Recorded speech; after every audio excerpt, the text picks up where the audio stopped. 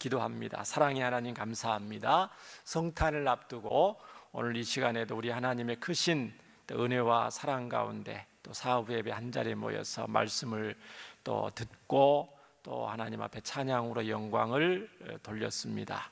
주님, 또 아프리카에 사역 중인 우리 담임 목사님 동일한 또 은혜와 성령 충만함으로 또 기구하시는 그날까지 아프리카 선교 사역 잘 감당하실 수 있도록 주님께서 함께 하실 줄 믿습니다. 이 시간 또 말씀을 통해서 선진들의 믿음을 배우기를 원하고 그들의 발자취를 따라가는 저희들 되게 하여 주시며 하나님께 영광이 되는 이 시간 되게 하여 주옵소서. 예수님 이름으로 기도합니다. 아멘. 이제 조금 있으면 이제 성탄이 되는데 성탄의 의미는 이제 이겁니다. 성탄의 참된 의미는 성부, 성자, 성령 삼위 하나님 중에서 제2위인 성자 아들 예수님께서 이 땅에 사람의 모습으로 오셔서 모든 인류의 죄를 담당하시고 구원하신 그 계획을 실행에 옮기시는 날이 성탄 날이에요. 그래서 이제 성경의 역사를 우리가 보통 구속사라고 합니다. 구속사. 어떻게 하나님이 우리 사람들을 구원하셨느냐. 그런데 이 구속사의 하이라이트 중에서 하이라이트가 뭐냐면은 뭐예요? 바로 이 성탄절이에요. 그렇기 때문에 굉장히 이제 모든 교회들이 이제 성탄절의 의미를 되새기면서 받은 은혜를 이렇게 나누고 있는데 정말 감사한 날이죠. 성탄절은 기쁨의 날이고, 그런데 한편으로는 이 성탄절이 굉장히 숙연해지는 날이에요. 또 자신을 돌아볼 수 있는 성찰의 날이에요. 왜 그러냐면은 사실 예수님이 이 땅에 오셔서 우리를 구원하시고 이 땅에 아기의 모습으로 오신 것은 기쁘고 감사한데, 사실 예수님은 이 땅에 가장 비천하게 낮아져 오시는 분이고, 결국은 오신 목적이 뭐예요? 그냥 이 땅에서 잘 먹고 잘 살고 행복하게 사는 그게 목적이 아니고, 결국은 십자가에서 가장 비참한 모습으로 죽으시기 위해서 오신 거거든요. 그러니까 또 그걸 생각하면 또 숙연해지고, 이렇게 우리가 하나님의 사랑을 많이 받았는데 자신을 돌아보면서 신앙을 재점검할 수 있는 좋은 시간입니다. 저는 찬송가 중에서 찬송가를 많이 좋아하는데 그 중에서 가장 좋아하는 찬송가가 하나 있는데 찬송가 32장을 굉장히 좋아합니다. 굉장히 짧은 곡인데 이렇게 시작합니다. 만유의 주제, 존귀하신 예수, 사람이 되신 하나님, 나 사모하여 영원히 섬길 내 영광 되신 주로다. 저는 1절의 이 가사를 부를 때마다, 읊을 때마다 벅차오르는 감격을 억누를 수가 없습니다. 만유의 주제, 존귀하신 예수, 사람이 되신 하나님. 오늘 이 성탄에 이 감격스러운 성탄에 오늘 말씀의 초점은 이 아기 예수님에 대한 초점은 아니고요. 그건 이제 성탄절 때 많이 들었던 말씀이기 때문에, 그럼 정말 이 성탄이 있기까지 예수님이 태어나셔야 되잖아요. 그러면 예수님이 태어나시기 위해서 구속사의 하이라이트 중에 하이라이트를 이루시기 위해서 우리 하나님은 세상의 수많은 사람들 가운데 장구한 창세기부터 예수님 오실 때까지 그 역사 가운데 예수님의 육신의 부모님을 선택을 하셔야 됩니다. 예수님은 사람을 통해서, 하나님이 사람 되기 위해서는 사람한테 태어나야 되니까 그러기 위해서 두 사람을 선택해야 되는데, 여러분이 아시다시피 누구예요? 요셉과 마리아라는 것이죠. 우리가 요셉과 마리아가 굉장히 과소평가되는 경향이 있어요. 우리 개신교 기독교에서는. 반대로 천주교에서는 굉장히 과대 포장, 과대 추앙하는 그것이 있기 때문에 우리는 반작용으로 요셉과 마리아의 신앙과 그들의 어떤 그 삶을 굉장히 낮춰보는 경향이 있습니다. 그래서 오늘은 이 요셉과 마리아가 어떤 신앙을 가지고 있었고, 특별히 이 사람 두 사람은 이제 약혼한 사이, 이 사랑하는 사이였잖아요. 그들의 어떤 사랑, 하나님을 향한 사랑과 그 두 사람의 그 아름다운 사랑 얘기를, 러브 스토리를 오늘 성경을 통해서 나누면서 함께 은혜를 받기를 원합니다. 오늘 미혼 커플들이 많이 보이네요. 사부 예배는 여러분 굉장히 오늘 말씀을 잘 귀담아 새기시고 이렇게 요셉과 마리아 같은 아름다운 사랑을 하기를 여러분 간절히 기도하시면서 소망하시길 바랍니다. 이미 가정을 이룬 우리 믿음의 가정들도 오늘 말씀이 굉장히 중요한 의미가 돼요. 가정생활 하는데 남편과 아내로서의 그런 삶, 가정을 주신 하나님의 어떤 그 부분, 시간이 어떻게 될지 모르겠지만 잘 살펴보기를 원합니다. 오늘 18절을 살펴보면 저는 살펴보기 전에 저는 요셉과 이 마리아의 사랑을 서양의 로미오와 줄리엣보다도 우리 한국의 누구의 사랑? 이도령과 성춘향의 사랑, 멋있는 사랑이죠. 이거보다 더 요셉과 마리아 사랑이 더 아름답고 더 멋지고 예쁘다고 생각합니다. 들을 준비가 되셨죠? 자, 18절 보십시다. 예수 그리스도의 나심은 이러하니라. 그의 어머니 마리아가 요셉과 약혼하고 동거하기 전에 성령으로 잉태된 것이 나타났더니, 자, 아기 예수님이 성령으로 잉태되어서 이 땅에 오실 때 쓰임 받았던 이 두 사람이었다. 그런데 이 두 사람은, 요셉과 마리아는 어떤 사이였냐면은 약혼한 사이였다는 것입니다. 요즘은 잘 약혼을 안 하더라고요. 저 어렸을 때도 위에 분들이 약혼을 많이 하는 걸 제가 봤는데, 요즘은 약혼을 안 하고 이제 결혼을 하고 교제를 하고 결혼을 하는데, 이 굉장히 약혼이라는 건 성경적입니다.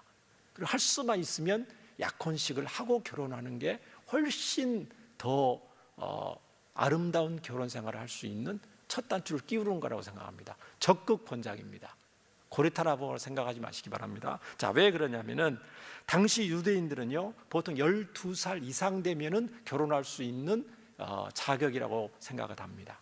그래서 양가 부모님들이 신랑과 신부감을 서로 이렇게 물색을 하면서 유대에서 양가 부모님, 어르신들이, 부모님들이, 친지들이 서로 이렇게 알아보면서 중매를 하게 되죠. 그래서 두 사람이 딱 맺어지면 또 당사자 의견도 물어보겠죠. 그래서 양가 어른들 주관하에 1년 동안 약혼 기간을 갖습니다. 1년 동안이에요. 그런데 이 약혼은요, 정식 결혼식은 아니지만은 법적으로는 정식으로 결혼한 거예요. 이해되시죠? 법적으로는 부부예요. 다른 점은 뭐냐면은 같이 살지는 않아요. 이해되시죠? 그래서 만약에 법적인, 그러니까 오늘도 말씀이 그렇잖아요. 1절에 보니까 요셉과 약혼하고 동거하기 전에 잉태된 것이 했더니 천사가 뭐라고 말하냐면은 요셉아, 너 아내 마리아 데려오기를 두려워하죠. 그 뭐야? 결혼도 아직 안 했는데 이미 요셉의 아내라고 칭하고 있어요. 이건 뭘 말합니까? 법적인 부부라는 거죠. 약혼은 법적인 부부예요. 그러니까 법적인 구속력이 있는 거예요. 그러니까 만약에 이 약혼을 파혼한다는 것은 결혼하고 나서 파혼하는 거하고 약혼하고 나서 파혼하는 거하고 똑같은 효력이 있는 거예요. 그런데 왜 이 약혼을 하느냐? 그거는 뭐겠어요? 결혼을 준비한다는 거예요. 1년 동안 이 처녀 총각들이 굉장히 중요하거든요. 이 결혼을 준비하고 하는 거하고 처녀 총각이 눈이 맞아서 어느 날 갑자기 결혼하는 거하고는 이런 표현을 쓰면 안 될지 모르지만 하늘과 땅 차이라고 할 수가 있습니다. 그래서 이 성경에 근거한 우리 신앙의 선배들은 이 약혼 기간을 두어서 이 약혼 기간에는 두 사람이 동거하지 않는다는 걸 했어요. 데이트는 할 수 있겠어요, 없겠어요? 당연히 할 수 있죠. 데이트는 할 수 있고 만날 수 있고 덕담도 주고받을 수 있고, 그러면서 결혼, 앞으로 이루어질 결혼에 대해서 미리 간절히 기도하고 또 혼수품도 준비하고 몸과 마음도 멋지고 예쁘게 가꾸는 그 기간입니다. 그런데 반드시 약혼 기간에 있어서는 안 될 일이 있어요. 그게 바로 뭐냐면은 두 사람이 성관계를 해서 절대 안 되고, 다른 사람과 관계를 맺는다는 것은 바로 이 파혼의 사유가 됩니다. 그냥 파혼의 사유뿐만 아니고 무서운 일이 생길 수 있어요. 그 부분을 또 살펴볼 건데, 그렇기 때문에 이 약혼 기간은 정말 두 사람이 아름다운 하나님이 주신 이 결혼 생활을 위해서 영적으로나 또 환경적으로나 또 몸과 마음이나 모든 것을 잘 준비하는 시간입니다. 아마 요셉과 마리아가 양가 부모님 하에 약혼식을 하고 했다는 소문이 아마 나사렛 산골 마을에 퍼졌겠죠. 누가 누구를 약혼했다더라 그러면 소문이 안 나겠어요? 정말 부럽다, 정말 두 사람은 정말 잘 어울린다 하면서 아마 이쪽 저쪽에서 요셉이 마리아랑 결혼한다고? 마리아가 요셉 총각과 이제 약혼했다고 소문이 퍼져서 온 마을이 들썩였을 겁니다. 두 사람도 너무 감사한 마음으로 또 약혼식 때 해야 될 걸 준비를 하고 있었죠. 그러던 어느 날 요셉의 약혼녀 마리아에게 무슨 일이 일어납니까? 글자 그대로 청천벽력과 같은 일이 일어납니다. 자, 이 부분에 대해서 누가복음 1장 26절, 38절에 보면은 어떻게 되어 있냐면, 이거 시간이 없어서 제가 원래는 다 읽어보려고 그러는데, 잘 들어보세요. 가브리엘 천사가 어느 날 요셉과 약혼한 마리아에게 나타납니다. 그러면서 은혜를 받은 자여 평안할지어다, 주께서 너와 함께 하심이다, 이렇게 말합니다. 그러니까 이 마리아가 은혜를 받은 자여 평안할지어다 천사가 나타나서 그러니까 깜짝 놀라죠. 이게 무슨 일인가? 그랬더니 그 받은 은혜가 뭐라고요? 너가 잉태하여 아들을 곧 낳을 건데 그 이름을 예수님이라고 해라. 그런데 그 아기는 그냥 보통 아기가 아니고 다윗의 왕자를 이어받는 아기다. 이거는 선지자들로부터 예언했던 그 메시아다라는 것이죠. 그래서 이제 마리아 그 얘기를 듣고 무슨 말씀입니까, 천사님? 은혜를 받은 건 좋은데 그 은혜가 제가 아기가 생긴단 말이에요? 저는 아직 결혼도 안 했는데요? 저는 아직 약혼 상태인데요? 이제 그렇게 얘기를 반문을 하는 거예요. 너가 잉태하는 것은 성령, 결혼해서 나는 게 아니고 성령이 너에게 임하고 지극히 큰 하나님의 능력이 너를 덮어서 너가 잉태하는 거야, 이렇게 말을 합니다. 하나님의 말씀은 능히 하지 못하는 일이 없다. 봐라, 내 친족 엘리사벳도 아기를 못 낳는다는데 벌써 아기가 가진 6개월이나 됐지 않냐. 우리 하나님의 전능하신 능력으로 너가 아기를 갖게 되는 거다. 그렇게 천사가 얘기를 해줍니다. 그랬더니 누가복음 1장 38절을 제일 마지막 절만 한번 보겠습니다. 누가복음 1장 38절 뭐라고 말하냐면은 마리아가, 우리 다 함께 읽어볼까요? 시작. 마리아가 이르되 주의 여종이오니 말씀대로 내게 이루어지이다 하며 천사가 떠나니라. 와, 오늘 누가복음 1장 26절 38절 보면은 천사가 말하니까 그다음 갑자기 37절 다음에 38절에 마리아가 이렇게 말하니까 중간에 뭐가 없으니까 마리아가 어떻게 보면 천사가 말하자마자 아멘 하고 나한테 그 말씀대로 이루어질 겁니다 이렇게 하는 것처럼 우리가 여겨질 수 있어요. 천만의 말씀이거든요. 여기서 말하는 여종이란 말은 둘로서 결코 주인의 뜻을 거스를 수 없는 하녀, 여종이니까 하녀죠. 그 당시는 노예 시대였잖아, 로마 시대 때. 노예는 주인의 명령을 거스를 수 없는 거거든요.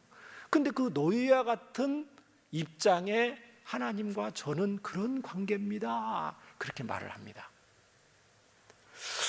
이것은 굉장히 겸손의 표현이면서 순종의 고백이거든요. 저는 단지 거룩하신 하나님의 종일 뿐입니다. 하나님 말씀대로 하나님의 원하시는 뜻대로 저에게 이루어지기를 소원합니다, 이렇게 말하는 거거든요. 이 마리아의 이 믿음이 그냥 믿음이에요, 아니면 보통 믿음이 아니에요? 질문이 좀 그렇죠? 보통 믿음이 아닙니다. 갑작스럽게 생긴 믿음, 천사가 나타나서 말하니까 엉겹결에 천사에게 아멘한 것은 더더욱 아니라는 것입니다. 이것은 이 마리아가 평소에 가지고 있던 하나님에 대한 사랑과 순종의 표현이에요. 평소에 마리아가 가지고 있던 신앙이에요. 평소의 신앙이 굉장히 중요합니다. 평소에는 티가 잘 안 나지만 결정적일 때, 위기의 순간에, 절체절명의 순간에, 가장 힘들고 어려울 때 여러분 속에 잠재되어 있던 믿음이 드러나기 시작합니다. 이 마리아의 인생 전체를 드리겠다는 이 철저한 신앙의 고백이거든요. 왜 그러냐면은 여러분, 약혼 중에 아기가 생긴다는 것은 뭐를 의미합니까? 평탄한 결혼 준비에 파국을 의미하는 거겠죠. 예수님 당시에 요즘도 마찬가지지만 약혼 기간에 여성에게 있어서, 약혼 기간에 남자애도 마찬가지입니다. 남자나 여자나 약혼 기간에 사람에게 있어서, 약혼한 사람에게 있어서 절대 일어나서는 안 되는 일 중에 하나가 바로 아기가 생기는 겁니다. 절대 일어나서는 안 되는, 특별히 유대 사회에서 이 예수님 태어날 당시에서는 정말 그거는 다른 거는 몰라도 절대 약혼한 사람들에게는 아기가 생기는 안 되는 거예요. 그래서 그것 때문에 일부러 약혼 기간을 둔 거거든요. 그런데 그 기간에 예수님이 이 땅에 아기로 오시기로 한 거예요. 왜 그러셔야 되는지 여러분 이제 이해가 되시죠? 예수님이 죄 없는 사람의 모습으로 이 땅에 태어나셔야 되고, 그랬을 때, 태어났을 때 예수님에 대한 어떤 신적인 권위가 인정받아야 되거든요. 사람들한테. 그냥 일반 여성한테, 일반 남자가 애 낳는 건 아니니까 여성의 몸을 빌어서 이 땅에 태어나야 사람이 되는 거니까 일반 부부 사이에서 그냥 태어날 수도 있지만, 그렇게 태어나면 예수님의 신적 권위가 인정받을 수 있겠어요? 아니죠. 그렇기 때문에 절대로 일어나서는 안 되는 사람과 그 기간에, 그러니까 예수님 당시에 수많은 여성들 중에서 약혼한 사람들이 많이 있었겠죠, 그 당시에. 근데 그 중에서 마리아를 통해서. 왜 마리아를 통해서 또 나와보셨냐고.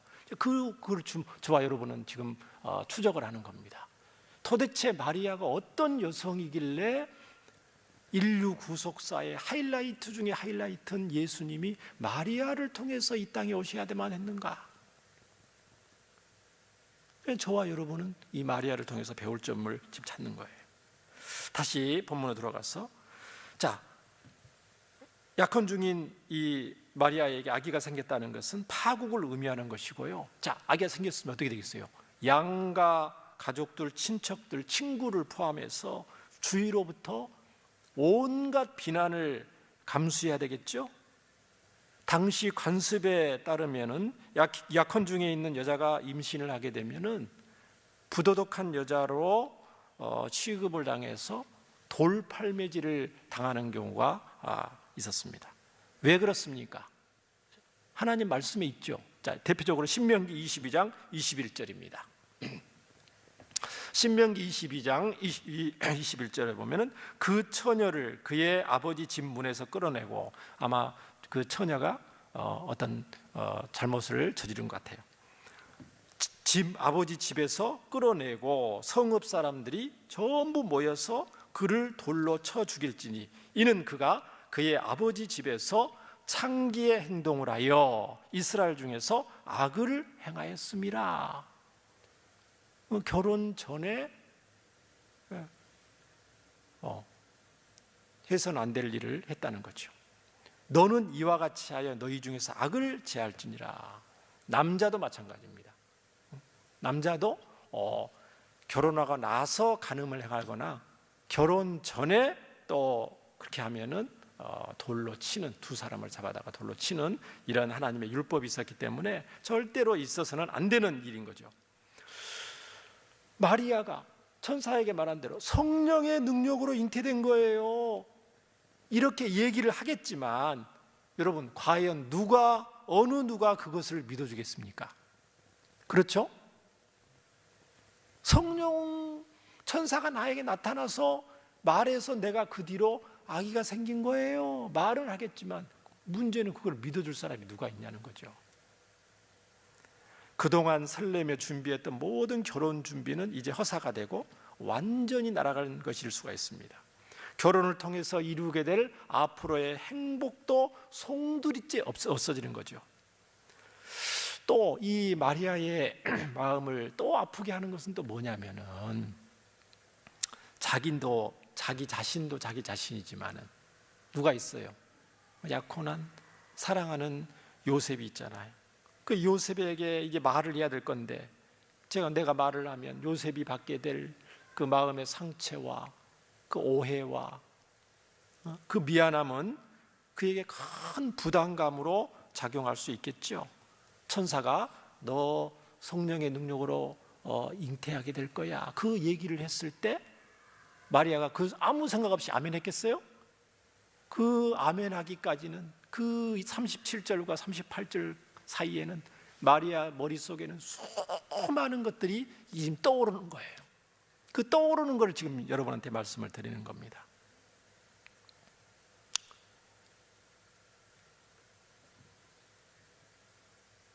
그럼에도 불구하고 마리아는 이 모든 것을 감당합니다. 약혼 중 잉태 문제로 파괴될 엄청난 대가를 예상하면서도 그의 믿음을 고백한 것입니다. 이를 통해서 무엇을 우리가 알 수 있는가 하면은, 이것은 그녀가 가장 소중한 것보다도 하나님을 더 사랑했다는 것을 우리가 알 수가 있습니다.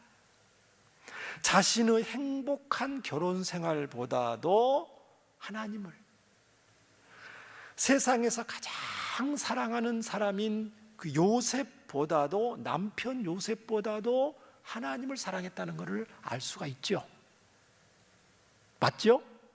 또 자기가 나중에 들통나서 사람들로부터 오해를 받아서 돌로 죽을 수도 있다는 자기의 생명, 하나밖에 없는 자신의 생명보다도 오히려 하나님을 사랑한 것을 알 수가 있습니다.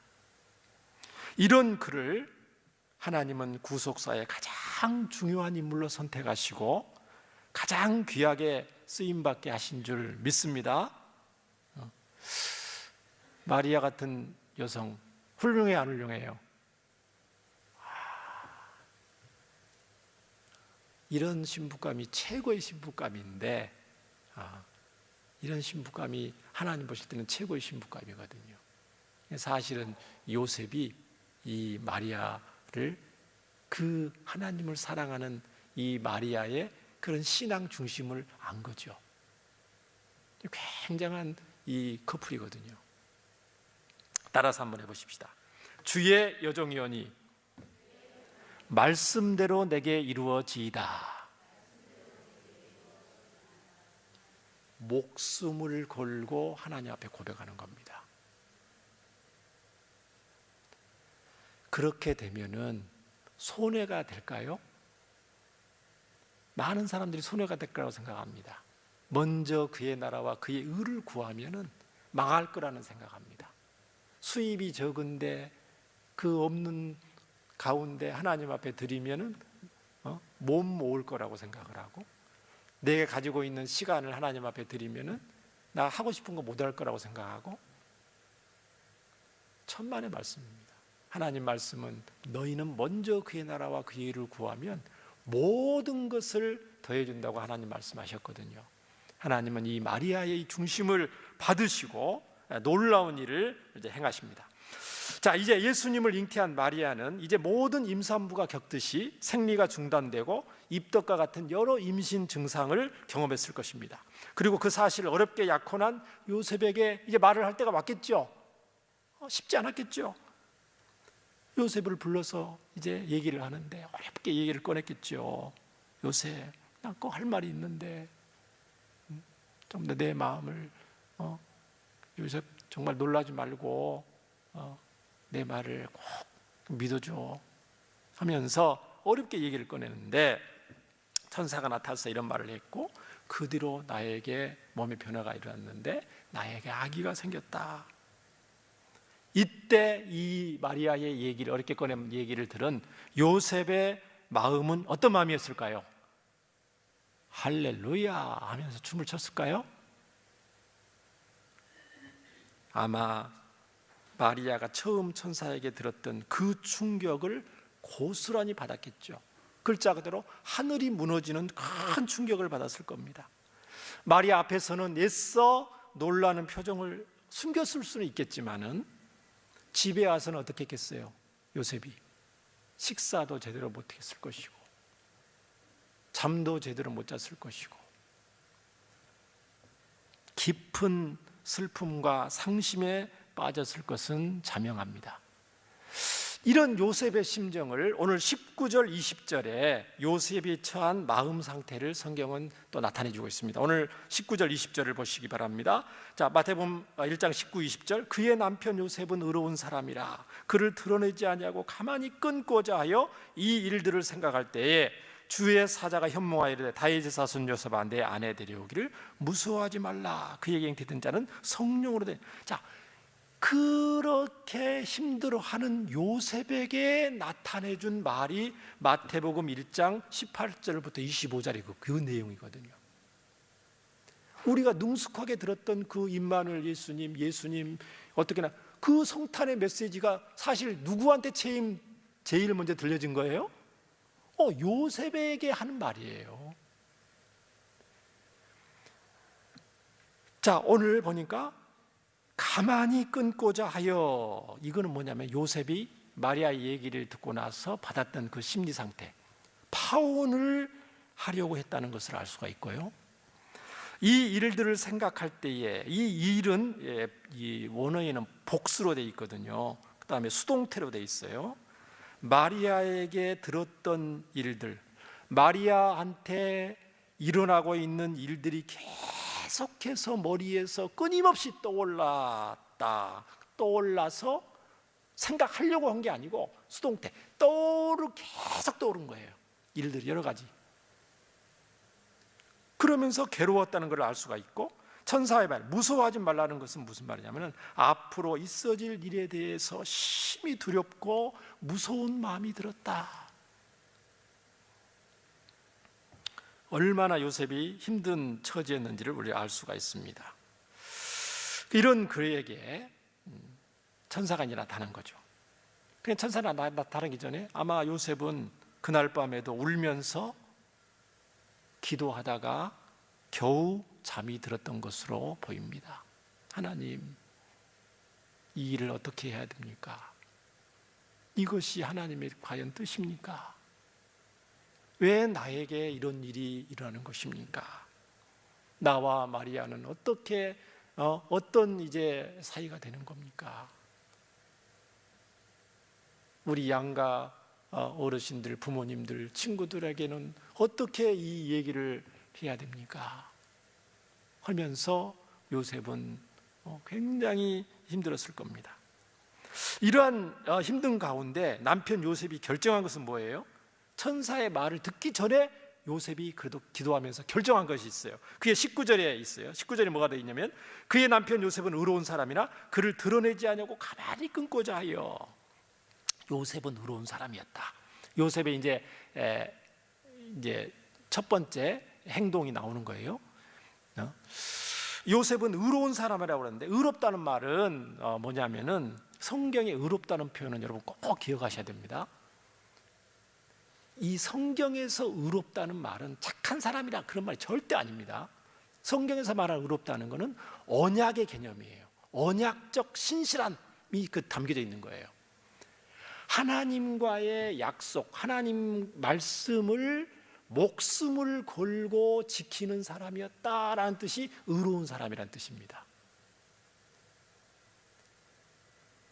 그래, 이 하나님의 의는 예수님을 통해서 절정을 이루는데, 그거는 뭐냐면은 많은 인류가 하나님을 배반하고 하나님은 원수가 되고 사탄의 종노를 했고, 이스라엘 백성들마저도 하나님을 배반했을 때도 하나님은 의를 이루시는 거예요. 끝까지 하나님의 백성들을 약속을 지키고 나가시는 거예요. 하나님의 명예와 하나님의 이름을 걸고 그 구원의 역사를 반드시 이루는 거랍니다. 이게 의거든요. 근데 요셉은 하나님 말씀대로 살려고 애쓰는 경건한 사람이었다는 거죠. 그래서 결정한 게 뭐냐면은, 약혼한 마리아와 파혼을 해야 되겠다, 그 생각을 한 거예요. 왜냐하면 마리아가 아기에게 생겼다는 것은 마리아가 하나님과의 약속을 어겼다는 증표거든요. 그렇기 때문에 이 부정한 여인과의 결혼을 할 수가 없다는 겁니다. 하나님 말씀의 기초에서. 그래서 파혼을 결정한 거예요. 그런데 파혼의 방법이 뭐냐면은 죄송합니다. 율법대로 그녀에게 모욕을 주고 처벌하기보다는 조용히 그냥 없었던 걸로 하려고 하는 거예요.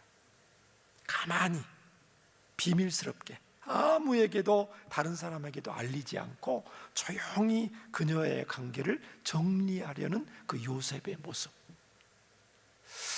왜 이렇게 자세히 얘기하냐면, 멋진 남자거든요. 대장부의 모습이거든요. 하나님이 기뻐하는 남성의 표본이거든요, 요셉이. 사랑하는 여러분, 하나님을 경외하는 것 때문에 사랑하고 믿었던 마리아에게 아기가 생겼기 때문에 요셉은 더 큰 상처를 받는 겁니다. 내가 정말 하나님을 사랑하고 하나님이 기뻐하는 아름다운 믿음의 가정을 이루고자 하는 그 간절한 기도, 기대가 있기 때문에 이 마리아의 소식을 들었을 때 요셉은 더 큰 상처를 받는다는 거예요. 여러분 이해가 되세요? 여러분이 더욱 하나님 앞에 어떤 문제를 놓고 작정해서 기도하고 평소보다 더 말씀대로 나가려고 하고 하나님과 친밀하기 위해서 작정을 하고 결단하고 몸부림쳤는데 안 좋은 일이 일어나거든요. 감당하기 힘든 고난이 닥쳐오거든요. 그럴 때 순간적으로 깊은 마음에 근심이 생기는 거죠. 근데 그건 이상한 것이 아니에요. 굉장히 성경적이에요. 왜냐하면 성경은 이런 말이 있거든요. 무릇 경건하게 살려고 하는 자에게는 핍박이 있으리라. 하나님을 평소보다 더 사랑하려고 하고 더 믿음대로 살려고 몸부림치면은 여러 가지 안 나타났던 문제들이 생기는 것은 지극히 정상적이라는 거예요. 그러나 결국은 그거를 이겨내게 되죠. 극복하게 되죠. 요셉에게 똑같은 일을 하게 된 겁니다. 다른 사람도 아니고 마리아에게 아기가 생기다니, 어떻게 나를 배신하고 그녀가 그런 일을 할 수가 있을까? 아니야, 거짓말일 거야. 그런 일은 절대로 나에게 일어날 리가 없어. 요셉이 그렇게 했겠죠? 부인을 요구했겠죠. 그러나 아니나 다를까 마리아의 배가 점점 불러오고 있다는 소문이 여러 사람들을 통해서 들려오는 거죠. 보통 찌질한 일반 남자들 같으면 어떻게 합니까? 이런 순간에 그런 찌질한 얘기 그냥 하지 말까요? 찌질한 남자들 좀 있더라고요. 뉴스에 보면 술을 잔뜩 퍼먹고 찾아가서 너가 어떻게 나에게 이럴 수 있느냐, 이 배신자 하면서 복수심과 증오심에 불타서 해코지하는 그 찌질한 남자들 있죠? 또 아니더라도, 그러진 아니더라도 상대방을 비난하면서 뭐 그런 사람도 있습니다. 그런데 천사에게 직접 말을 듣기 전에 요셉의 신앙은 굉장한 신앙이거든요. 요셉의 신앙은 이겁니다. 자, 지금 요셉의 마음은 지금 두 가지 마음이에요. 첫 번째로는, 자, 결혼의 목적을 자기 원하는 것을 달성하기 위해서 결혼 목적이 아니에요. 성경적으로 이 결혼을 이해한 사람이에요. 마리아를 처음 만나게 하신 분도 우리 하나님이고, 마리아와 서로 이렇게 사랑하게 하신 분도 하나님이시고, 앞으로 결혼 생활을 하게 할 분도 하나님이시다라는 하나님의 주권과 하나님의 섭리에 대한 깊은 믿음이 있는 이 요셉이에요. 그런데 마리아에게 들은 그 천사의 말대로 성령으로 마리아가 잉태한 것은 요셉의 믿음 수준으로는 도무지 믿어지지 않는 거죠. 그렇기 때문에 너무 마음이 아프고 슬프고 괴로운 거죠. 그래도 나보다 마리아가 더 위험하니까 우리 마리아가 다치면 안 되지. 그래서 조용히 없는 걸로 하고 놓아줘야 되겠다고 생각한 것입니다. 훌륭해요, 안 훌륭해요? 남자가 이 정도는 돼야 되겠죠. 힘들고 어렵다고, 자기만 힘들고 어렵다고 빠져나갈 것이 아니고, 정말 마리아를 사랑하는 이 요셉의 마음을 우리가 알 수가 있습니다. 이런 그에게 이제 천사가 나타나서 20절에 이렇게 말합니다. 내 아내 마리아는 성령으로 된 것이니 그를 데려오기를 주저하지 말아라. 이 얘기를 듣고 나서야 요셉의 그 의심과 슬픔, 혼란한 마음은 비로소 정리가 됩니다. 그리고 이제 안도와 확신으로 바뀌죠. 그리고 나서 이 믿음의 사람 요셉이 어떤 행동을 합니까? 오늘 마지막 24, 25절을 우리 다 함께 읽겠습니다. 시작.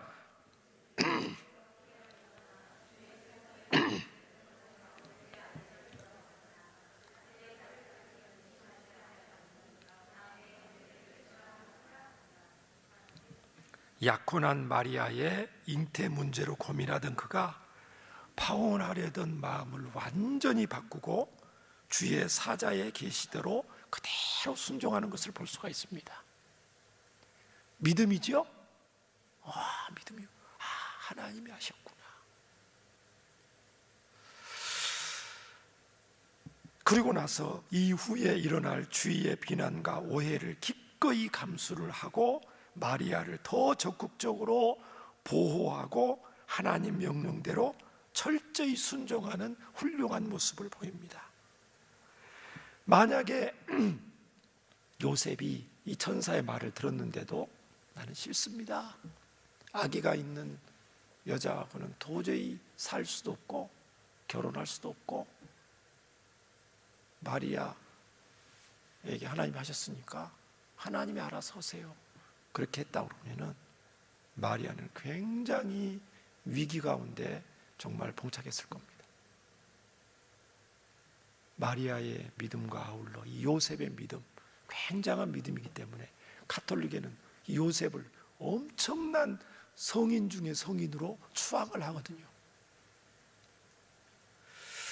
이 마리아의 하나님 중심적인 신앙과 요셉의 이 하나님에 대한 경외함과 사랑함이 어때요? 딱 맞죠? 일맥상통한, 끼리끼리 알아보는 거예요. 자기의 결혼 생활보다도, 자기의 행복보다도, 자기의 생명보다도 하나님을 더 사랑하는 이 천생연분, 이 두 커플. 이후에도 요셉과 마리아는 예수님의 어린 시절에 좋은 보호자가 되고요, 이 마리아는 예수님 십자가 죽으시고 난 뒤에도 끝까지 남아서 초대교회가 세워지는데 사도행전에 보면 지대한 역할을 하는 것을 볼 수가 있습니다. 그리고 예수님 낳은 다음부터 마리아는 또 최소한 4남 2녀의 자녀들을, 예수님의 육신의 동생들을 또 출산하게 됩니다. 또 그분들이 굉장히 초대교회 때 위대한 교회의 지도자들이 되는 것을 우리는 성경을 통해서 알 수가 있습니다. 사랑하는 여러분, 저희들도 오늘 요셉과 마리아, 이런 하나님을 향한 사랑, 그리고 하나님이 짝지어준 배우자를 위한 그 사랑과 배려를 잘 배워서 요셉과 마리아처럼 하나님 나라를 위해서 존귀히 쓰임받을 수 있기를 주의 이름으로 축원합니다. 기도하겠습니다. 하나님 아버지, 요셉과 마리아는 쉽지 않은 결단을 했습니다. 목숨을 거는 그런 결단이었고, 하나님을 가장 사랑하기 때문에 이것이 가능했습니다. 상처와 아픔과 눈물과 당황스러움도 너무너무 많았고, 많은 위험도 감수해야 됐지만은 하나님을 사랑하는 마음, 하나님의 주권과 섭리를 인정하는 마음이 너무도 강했기 때문에 믿음으로 순종하는 귀한 마리아와 요셉, 하나님이 내버려 두지 않으시고 그를 구속사의 가장 위대한 인물들로 존귀하게 사용하신 줄 믿습니다. 저희들도 마리아와 요셉의 그 믿음을 조금이라도 배울 수 있게 하셔서 짧은 인생을 사는 동안 하나님 나라와 영광을 위해서, 복음을 위하여 귀히 쓰임받는 저희들 되게 하여 주옵소서. 예수님 이름으로 기도합니다. 아멘.